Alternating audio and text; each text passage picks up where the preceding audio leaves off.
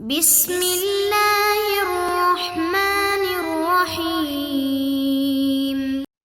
الحمد لله وكفى والصلاة والسلام على أشرف الأنبياء والمرسلين وعلى آله وأصحابه أجمعين أما بعد۔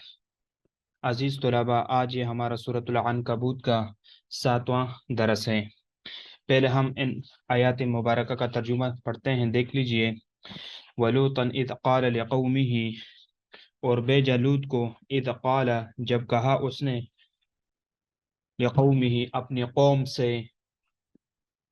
انکم لتأتون الفاحشہ، بے شک تم البتہ کرتے ہو، الفاحشہ، ایسی بے حیائی کا کام، ما سبقکم، کہ نہیں کیا تم سے پہلے اس کام کو، من احد، کسی ایک نے بھی، من العالمین، جہان والوں میں سے۔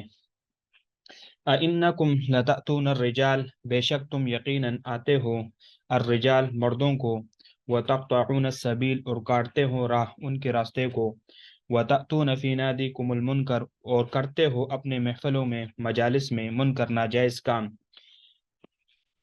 فَمَا كَانَ جواب قومه، بس نہیں تھا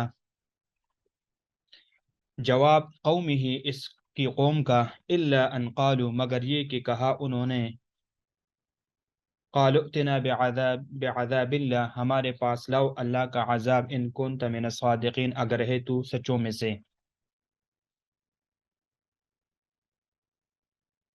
قال رب انصرنی علی القوم المفسدین، کہا اس نے، اے میرے رب، انصرنی، میری مدد فرما، علی قوم المفسدین، لوگوں پر فساد کرنے والے، ایسی قوم پر جو فساد کرنے والے ہیں۔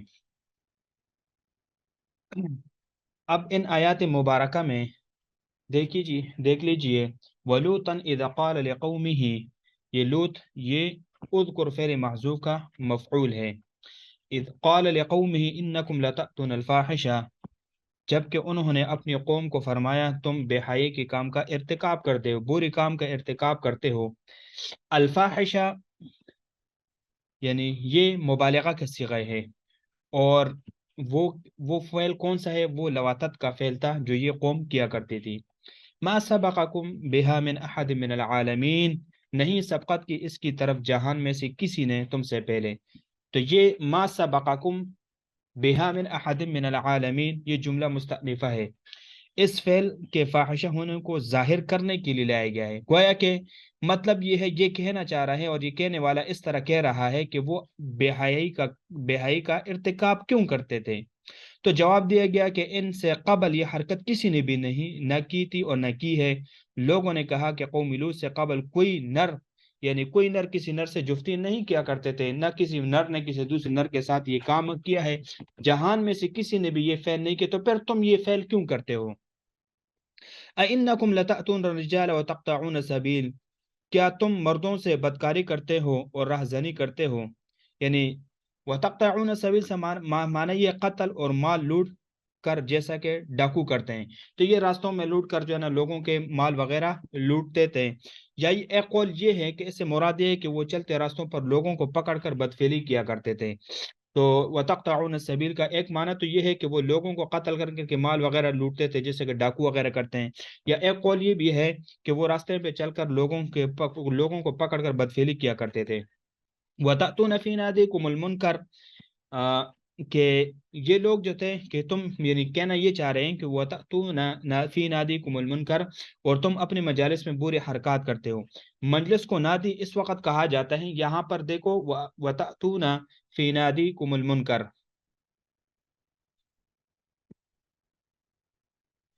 نادی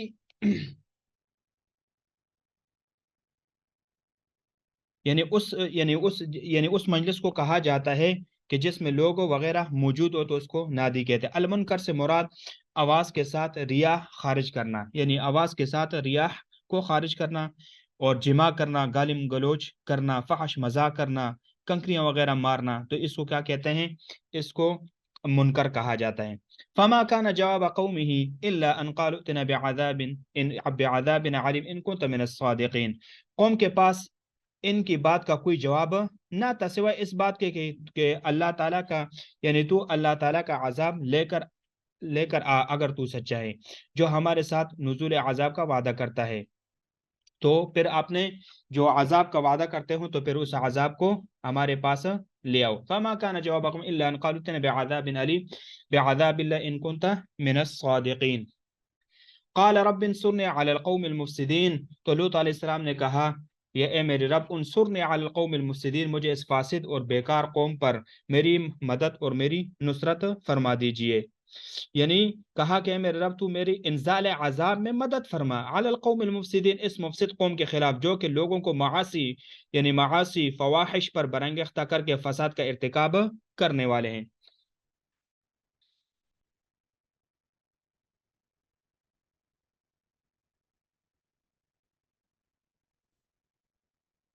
ولما جاءت رسلنا ابراہیم بالبشرى ولما جاءت رسلنا ابراہیم بالبشرى، پہلے ان آیات مبارکہ کا آپ ترجمہ، آیات کا ترجمہ دیکھ لیجئے۔ ولما جاءت رسلنا،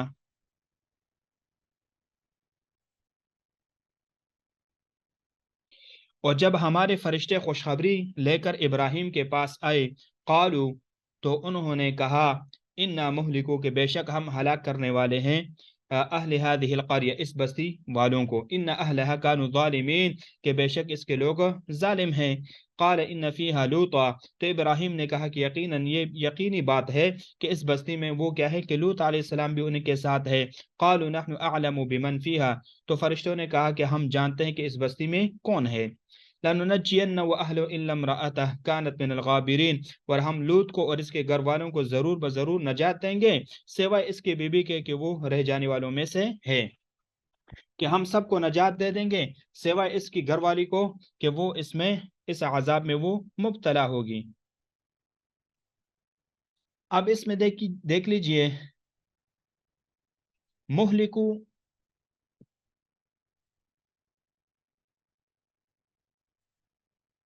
مہلکو یہ اسم فاعل کا صیغہ ہے، دراصل میں یہ مہلکون تا، تو نون اضافت کی وجہ سے گر گیا، پھر وہ جمع کے مشابہ ہو گیا، اس لیے الف بڑھایا گیا۔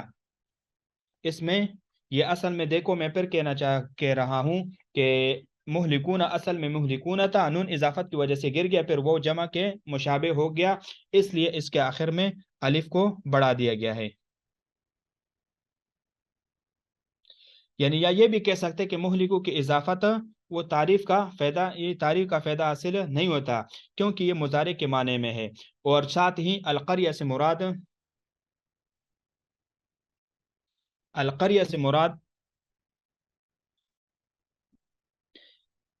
اس میں صدوم ہے، جس کے بارے میں کہا گیا ہے کہ اجور من قاضی صدوم، کہ صدوم کے قاضی سے بڑھ کر ظالم۔ ہادی القریہ سے معلوم ہوتا ہے کہ ابراہیم علیہ السلام کے جو قریبی علاقہ میں یہ بستیاں تھی۔ ان اہلها كانوا ظالمین، کہ بے شک کہ اس میں کے رہنے والے وہ ظالم تھے، یعنی ظلم ان سے لگاتار چلتا رہا، اور ظلم تو کفر ہی تھا، اور دیگر قسم کی معاصی میں یہ لوگ مبتلا تھے۔ قال ان فیہا لوطا، تو ابراہیم علیہ السلام نے کہا کہ اس میں تو لوط بھی ہے۔ تو فرشتوں نے کہا کہ یقیناً ہم جانتے ہیں کہ اس میں کون ہے اور کون نہیں ہے، ہم اہل ایمان والوں کو بھی جانتے ہیں اور غیر اہل ایمان کو بھی جانتے ہیں، سب سے ہم واقف ہیں۔ بمن فیہا لننجین، اس سے جو اس بستی میں ہے ہم ضرور اس کو نجات دیں گے۔ وَأَهْلَهُ إِلَّا امْرَأَتَهُ كَانَتْ مِنَ الْغَابِرِينَ، اور اس کے اہل کو مگر ان کی بیوی وہ پیچھے رہنے والوں میں سے ہوگی، جو عذاب میں گرفتار ہونے والی ہوگی۔ پھر ملائکہ کے لوط علیہ السلام کے پاس جانے کی خبر آئندہ دی جا رہی ہے، جبکہ وہ ابراہیم علیہ السلام سے رخصت ہو کر چل دیے تھے، جس وقت وہ نکل رہے تھے۔ وَلَمَّا جَاءَتْ رُسُلُنَا لُوطًا سِیءَ بِهِمْ وَضَاقَ بِهِمْ، وما بعد میں اس میں اس کا تذکرہ ہے۔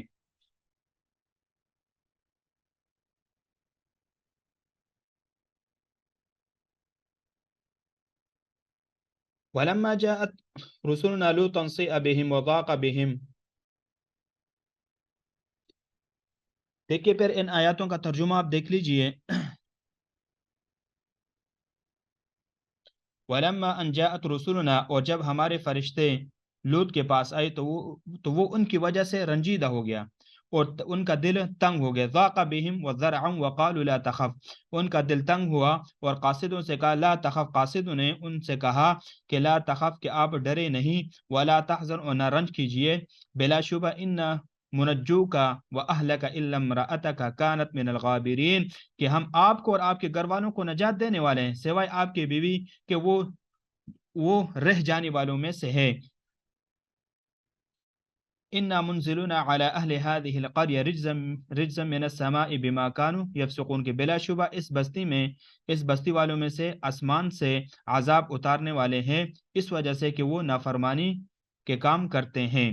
وَلَقَدْ تَرَكْنَا مِنْهَا آيَةً بَيِّنَةً لِقَوْمٍ يَعْلَمُونَ, اور بقوم يعقلون, اور البتہ تحقیق ہم نے اس بستی کے بعد نشان چھوڑ دیے جو ظاہر ہیں ان لوگوں کے لیے جو سمجھتے ہیں.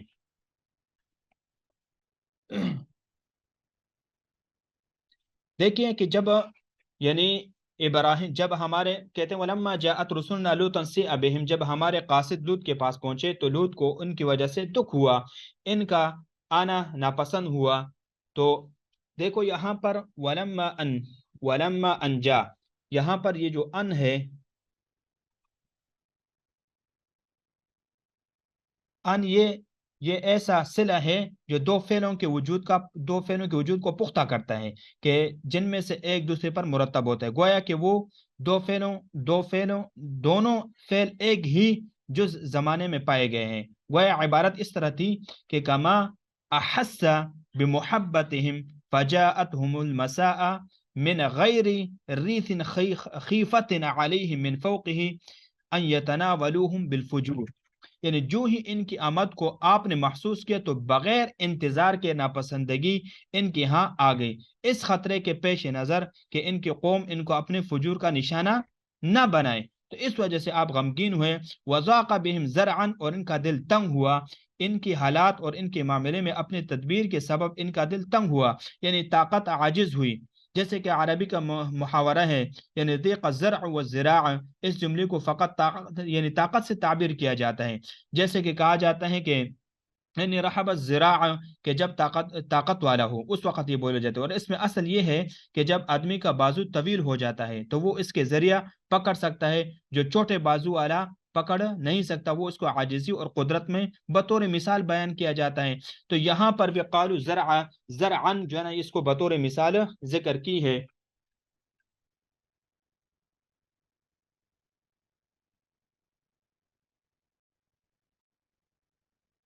بطور مثال اس کو ذکر کی ہے. وقالوا لا تخف ولا تحزن, اس میں ایک تو دیکھ لیجئے یہاں پر جو زرعن ہے یہ تو تمیز ہے, اس کو ذہن میں رکھیے کہ یہ کیا ہے, یہ تمیز ہے. اس کا معنی یعنی ہاتھ کی کشادگی, اور یہ ترکیب میں جو نا تمیز واقع ہو رہی ہے.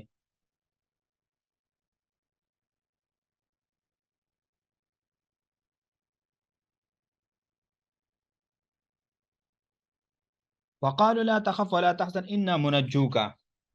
انا منجوک واہلک الا امرأتک کانت من الغابرین, اور انہوں نے کہا کہ مت ڈرو اور نہ غم کرو, بے شک ہم تمہیں نجات دینے والے ہیں. واہلک, اور اپنے اہل کو, یہاں پر اہل جو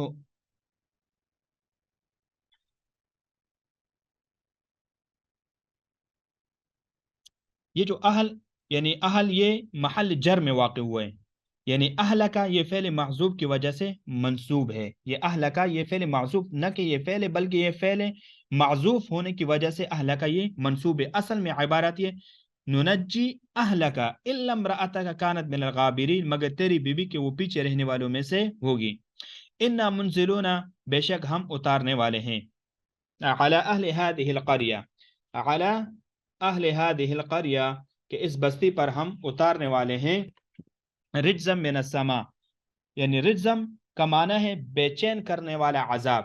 رجزن کا کیا معنی ہے کہ ایسا عذاب جو انسان کو بے چین کر دے, یعنی ان بستی والوں پر عذاب من السماء, یعنی آسمان سے, کہ من السماء بما كانوا يفسقون, آسمان سے اس سبب سے کہ وہ فسق کرتے تھے, یعنی ان کے فسق کے سبب اور ان کے اللہ تعالیٰ اور اس کے رسول کی اطاعت سے نکل جانے کی وجہ سے یہ ان کے اوپر یہ عذاب آ کر پڑے گی.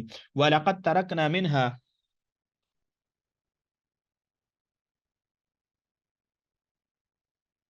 وَلَقَدْ تَرَكْنَا مِنْهَا آیَةً بَيِّنَةً لِقَوْمٍ يَعْقِلُونَ، یعنی اور ہم نے چھوڑ دیے ان بستیوں سے آیتم بینتن کل نشانی، آیتم بینتن کل نشانات، اور ان کے برباد شدہ مکانات کے کنڈرات وغیرہ۔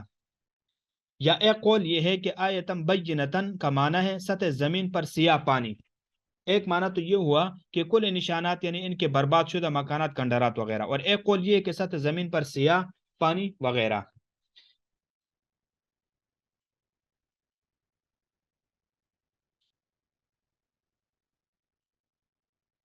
لقوم، لقوم یہ ماقبل جو ترکنا کے یعنی اس فعل ترکنا کے متعلق ہے، اس فعل ترکنا کے متعلق ہے۔